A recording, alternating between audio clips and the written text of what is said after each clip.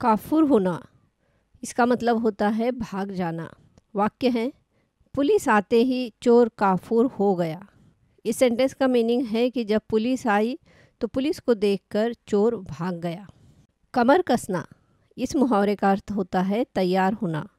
वाक्य है, परीक्षा की तैयारी के लिए आप कमर कस लो, मतलब परीक्षा का प्रिपरेशन करने के लिए आप तैयार हो जाओ। कमर टूटना, इस मुहावरे का अर्थ होता है बहुत निराश होना, मतलब होपलेस होना। वाक्य है, नौकरी छूटने के बाद मनोज की तो कमर ही टूट गई। इस वाक्य का अर्थ होता है कि जब मनोज की नौकरी गई तब वह बहुत निराश हुआ। खून का प्यासा होना, इसका मीनिंग होता है जानी दुश्मन होना, मतलब एक दूसरे के एनिमी होना। विजय और आकाश दोनों सगे भाई हैं, पर जायदाद के लिए दोनों एक दूसरे के खून के प्यासे हो गए हैं। इस सेंटेंस का मीनिंग होता है कि विजय और आकाश रियल ब्रदर हैं, सगे भाई हैं, पर जायदाद मतलब प्रॉपर्टी के लिए दोनों एक दूसरे के जानी दुश्मन बन गए हैं, और इसके लिए मुहावरा यूज किया है खून का प्यासा होना। किताबी कीड़ा, इस मुहावरे का अर्थ होता है सदा पढ़ने में लगे रहना। इसका वाक्य देखते हैं। अमन कक्षा में हमेशा अव्वल आता है, वैसे भी वह किताबी कीड़ा है। तो इस वाक्य का अर्थ होता है कि अमन हमेशा क्लास में फर्स्ट आता है, क्योंकि वह हमेशा स्टडी में, पढ़ाई में ही रहता है। इसके लिए मुहावरा यूज़ किया है किताबी कीड़ा। कोल्हू का बैल, इस मुहावरे का अर्थ होता है दिन रात काम करने वाला। इसका वाक्य है, राजेश इतना व्यस्त रहता है मानो कोल्हू का बैल हो। इस सेंटेंस का मीनिंग होता है कि राजेश हमेशा बिजी रहता है और ऐसे लगता है जैसे वह कोल्हू का बैल है, मतलब दिन रात काम करने वाला है। काला अक्षर भैंस बराबर, इसका अर्थ होता है पढ़ा लिखा न होना या अनपढ़ व्यक्ति। अनपढ़ मतलब इलिटरेट। इसका वाक्य है, गरीबी के कारण दीनू पाठशाला नहीं जा सका, उसके लिए तो काला अक्षर भैंस बराबर है।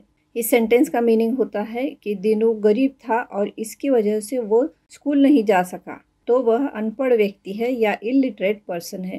कान भरना, इसका मीनिंग होता है किसी के विरुद्ध कोई बात कहना, मतलब किसी की चुगली करना या किसी के बारे में भड़काना। वाक्य है, मंथरा दासी ने कैकेयी के कान भरकर श्री राम को 14 वर्ष के लिए वनवास भेज दिया। इस वाक्य का अर्थ होता है कि जो मंथरा थी, जो कैकेयी की दासी थी, नौकरानी थी, उसने कैकेयी के कान भरे तो श्री राम के विरुद्ध कोई बात कही और जिसके कारण उन्हें 14 वर्ष के लिए वनवास भेज दिया गया। कान का कच्चा होना, इसका अर्थ होता है जल्दी विश्वास करना, मतलब किसी पे जल्दी ट्रस्ट करना, भरोसा करना। वाक्य है, मेरी माँ कच्चे कान वाली है, बहुत जल्दी किसी के भी बातों में आ जाती है। माँ कच्चे कान वाली है मतलब किसी पे भी जल्दी से भरोसा करती है, विश्वास करती है। कान खड़े होना, इसका मीनिंग होता है सतर्क होना। सतर्क होना मतलब अलर्ट होना। वाक्य, रात में चोर के आने की आहट सुनकर सेठ जी के कान खड़े हो गए। रात में चोर जब घर में आया और उसके आने की कुछ आवाज़ हुई तो वह आवाज़ सुनकर सेठ जी के कान खड़े हो गए, मतलब सेठ जी अलर्ट हो गए, सतर्क हो गए। कान पकड़ना, इसका मीनिंग होता है माफ़ी मांगना। माफ़ी मांगना मतलब सॉरी कहना। वाक्य, जब मनोज अपने ही घर में चोरी करते हुए पकड़ा गया तब उसने कान पकड़ लिए। मनोज जब चोरी कर रहा था और पकड़ा गया तो उसने माफ़ी मांगी। कान पर जूं न रेंगना, इसका अर्थ होता है बिल्कुल ध्यान न देना। वाक्य है, मैंने अपने बेटे को पढ़ाई के लिए बहुत समझाया पर उसके कान पर जूं नहीं रेंगती। इस वाक्य का मीनिंग होता है कि बेटे को स्टडी के लिए बहुत समझाया पर वह बिल्कुल ध्यान नहीं देता है या बातों को निग्लेक्ट करता है।